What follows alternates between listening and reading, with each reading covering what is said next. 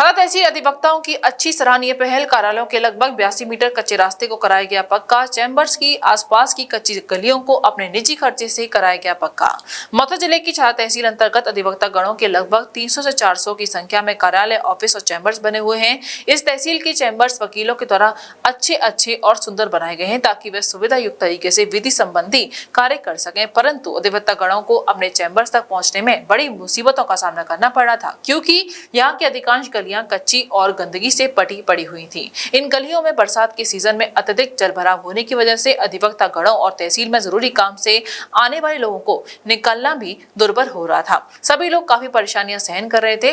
पानी में होते हुए निकलकर अधिवक्ता गण अपने कार्यालय तक पहुंच रहे थे। वहीं अधिवक्ता गणों के द्वारा समय समय पर तहसील प्रशासन को जलभराव की समस्या को लेकर अधिकारियों को भी अवगत कराया गया कि तहसील के अंदर बरसात के समय में अधिक जलभराव हो जाता है, जिस कारण से उनके कार्यालयों के अंदर पानी भर जाता है, परंतु इस समस्या की तरफ जाने माने तहसील के किसी भी अधिकारी का कोई भी ध्यान नहीं है।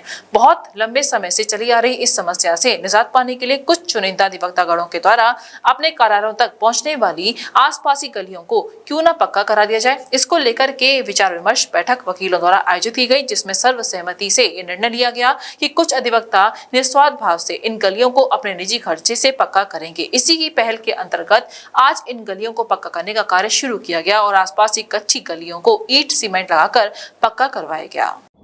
वकील साहब बताएं, जो तहसील के अंदर के आपके जो चैम्बर्स बने हुए हैं, आसपास रास्ता सुंदर एवं दिव्य भव्य बनाई जा रही हैं, कैसे किसके द्वारा बनाई जा रही है? देखिए, हमारा जो ये कैंपस है, इस कैंपस में सभी अधिवक्ताओं की सहमति लेकर के अपने चुनिंदा लोगों के सहयोग से अपने निजी खर्चे पर ये सब कार्य हो रहा है, क्योंकि यहाँ जलभराव की समस्या इस तरह हो जाती थी।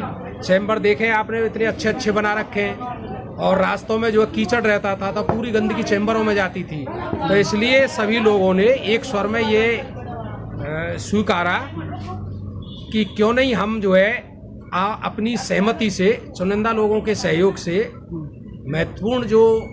महत्वाकांक्षी थे, मेहनती थे और वो चाहते थे कि हमारे रास्तों का निर्माण अच्छा रहे। उसमें हमारे हरप्रसाद चौधरी, श्याम सिंह, इंदर सिंह और हमारे साथीगण सब लोगों ने जो है सहयोग किया और उसके आधार पर ये सब निर्माण हो रहा है और ये निजी खर्चे पे चुनिंदा लोगों के द्वारा ही ये हो रहा है। बाहर का इसमें कोई बनाने में सहयोग है, लेकिन आर्थिक कोई सहयोग नहीं। सुंदर रास्ता नज़र पड़ रही है, ये आपके मन में विचार कैसे आया था? क्या कुछ पहल? देखिए भैया, अब ये तो कुत्ता भी जब बैठता है तो पूंछ मार के बैठता है और ये तहसील जो है दिल्ली, नोएडा, गाजियाबाद से लगी हुई तहसील है।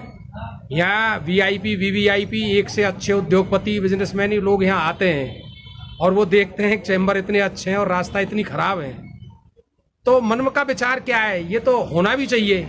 जब हम अपने चैम्बरों में 2-2, 2.5 लाख रुपए लगा रहे हैं तो क्या 2, 4, 6, 10 हज़ार रुपये हम रास्ते के लिए नहीं खर्च कर सकते?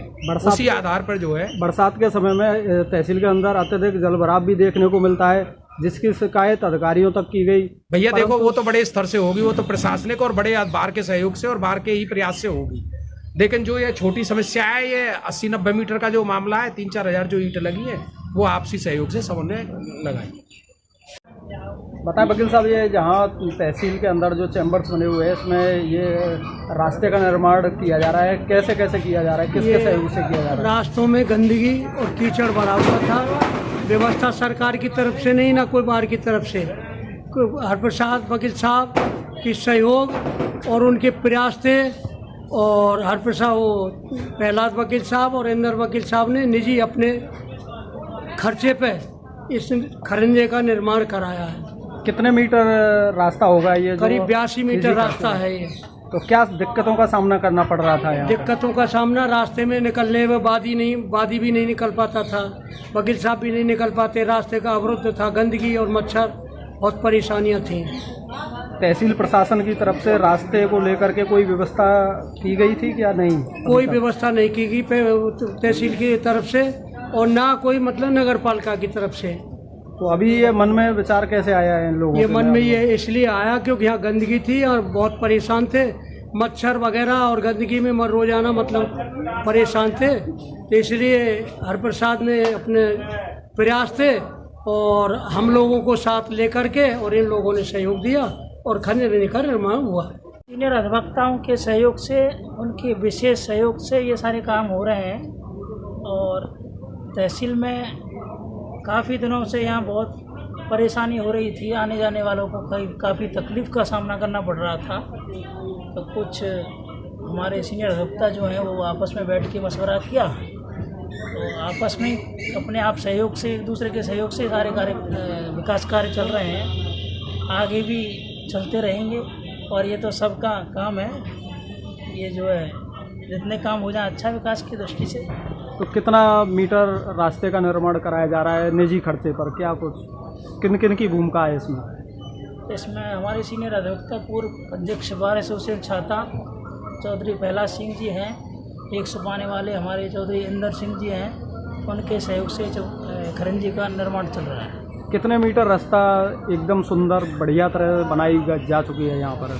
यहाँ चौतरफा खरंजा किया गया है, लगभग 60 मीटर के समथिंग खरंजा का निर्माण किया गया है। Mathura neuro super speciality hospital emergency सेवा 24 घंटे उपलब्ध। अब आपको नहीं जाना पड़ेगा अपनी गंभीर बीमारियों के इलाज के लिए दिल्ली एनसीआर के महंगे अस्पतालों में, क्योंकि अब आपके मथुरा शहर में उपलब्ध मथुरा शहर के सबसे अनुभवी neuro surgeon doctor Praveen Kumar, doctor Rajat Arora.